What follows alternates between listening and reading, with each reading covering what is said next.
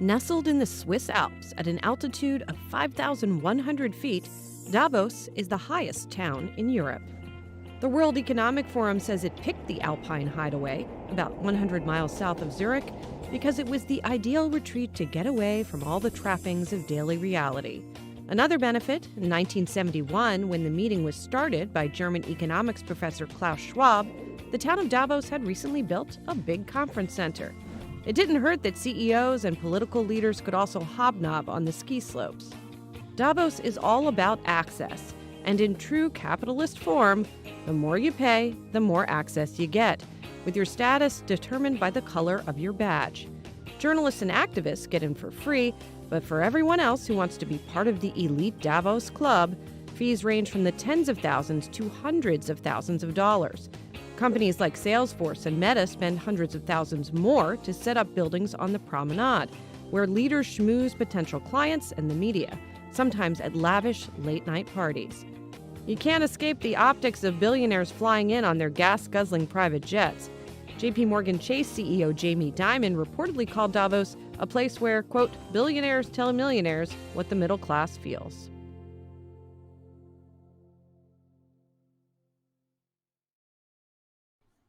Hey, everybody, it's Eddie from Tokyo. This is your cryptocurrency update from Japan, and it is that time of year again. It's the World Economic Forum, their annual meeting from the 16th to the 20th. And if we go back to that quote that is often credited to Jamie Dimon, that it is where billionaires tell millionaires in Davos what the middle class feels.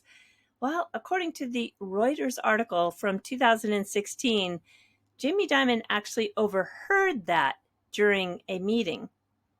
There's actually some very interesting speakers and very interesting topics. So you're going to find Brad Garlinghouse there on January 19th at 3 p.m. in the afternoon. Yeah, I think there's going to be a lot of interesting content that comes out of this. I want you to keep your eye on Hong Kong because they're returning back to crypto trading. Now, why is this important? Well, first, it's retail trading, and it is also a participation link to China, which will have a huge impact on the size of this market. And when the regulator was asked if Bitcoin or Ethereum would be included, she would only answer that highly liquid assets will be allowed for this retail trading. This is an important and very good development. It was quite unbelievable for me today that I watched three YouTube channels that were saying that XRP was going to be the next world's reserve currency. That is just nonsense. First, the XRP ledger can't even handle all the world's payments, and a central bank is not going to issue a digital asset that behaves like BTC, XRP, or Ethereum, according to a document that I really want you to read by David Schwartz. When we get down into this XRP and the XRP ledger portion of his speech, the XRP ledger was purpose-built for transacting both in a native neutral asset, XRP, that's what secures that ledger, and also in the issued assets to bridge, that's the key word here, to bridge to CBDCs, stablecoins, and other payment networks, and other kinds of assets. Now, XRP, yes, could be a bridge currency for the world. It could be the standard bridge. It's not there yet, but it does have a chance to become the standard. The XRP ledger can't handle all the world's payments, and he's not proposing that there's going to be just one network solution. He said that's totally unrealistic. People want different things and have different problems, but XRP could be a hub or a backbone that provides the fast international settlement piece. So it's the component to actually make a settlement. It won't solve the last mile problem, but it will help with interoperability and concentrating liquidity so enterprises don't have to keep funds in every payment system. But it's not going to be the world's reserve currency. There's a big difference between being the world's reserve currency and being a bridge asset. And you can see again, he says that this is all based on bridges. not on walls. XRP and the XRP ledger were built specifically for this kind of role. Of course, it caused a little bit of a stir when I put that out on Twitter. Someone did say here that if XRP cannot be the world's reserve currency, why the heck all this partnering with banks and institutions, almost all in the world? Guess the decade-long built XRPL is made for nothing. Well, no, that's not true at all. The rails have been laid, and it's a fantastic it's a fantastic payment system with its rails in place, and the liquidity is building with XRP in many corridors. But when you talk about almost all in the world, no, actually not even close yet. So XRP is a bridge. We get that straight. And Ripple and all the other payment people in the space don't even have 1% of the transaction volume in terms of market share yet. This is per Ripple's Naveen Gupta, which he said in June. And that is even among the very, very big players, quote unquote. So it's early, and he did a great job of explaining how fragmented this payments business really is. And then Ricky Mick3, which put this link to a video that talked about how Brad Garlinghouse said it would be the world's reserve currency. I don't think he heard it correctly in its full context. Let me play it for you, because it is when XRP was created, before Ripple existed, the creators of XRP, which by the way they're no longer active with XRP, they saw it as a global reserve currency.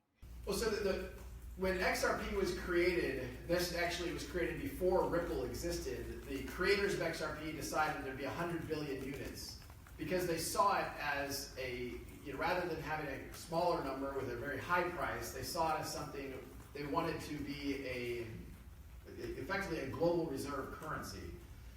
I think the opportunity, there never will be more than 100 billion XRP. All the XRP that have ever been created have been created. And when you hear people say it's all the money, well, this came from an Interledger Protocol Summit of 2019 with Evan Schwartz. He used to work for Ripple. And we have Mojaloop, which runs on ILP, Interledger Protocol. And the sponsor members, yes, do include Ripple, along with the Rockefeller Foundation, the Bill and Melinda Gates Foundation, COIL, Google, and the Monetary Authority of Singapore. It's open source and has a mission to increase financial inclusion by empowering organizations creating interoperable payments to enable digital financial services for all.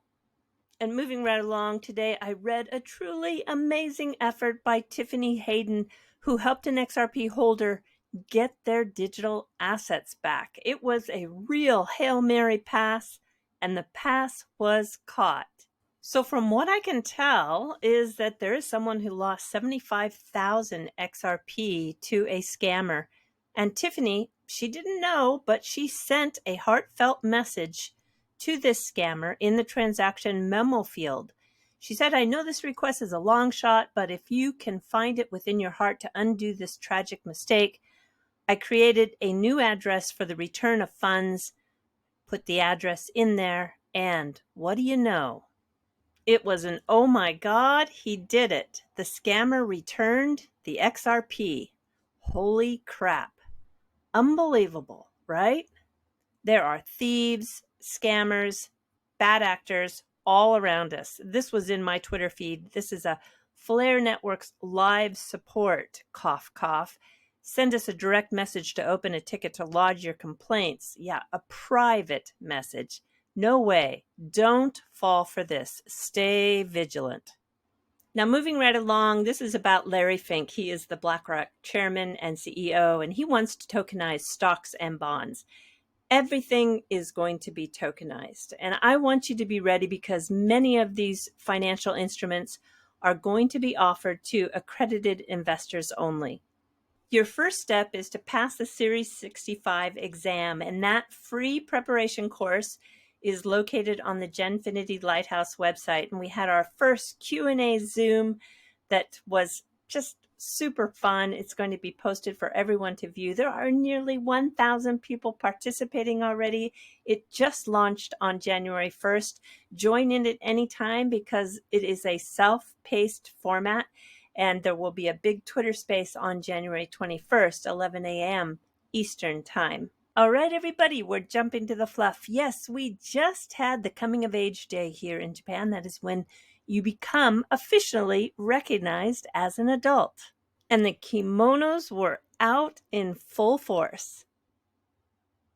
The kanzashi this year, or hair ornaments, were just all over Twitter.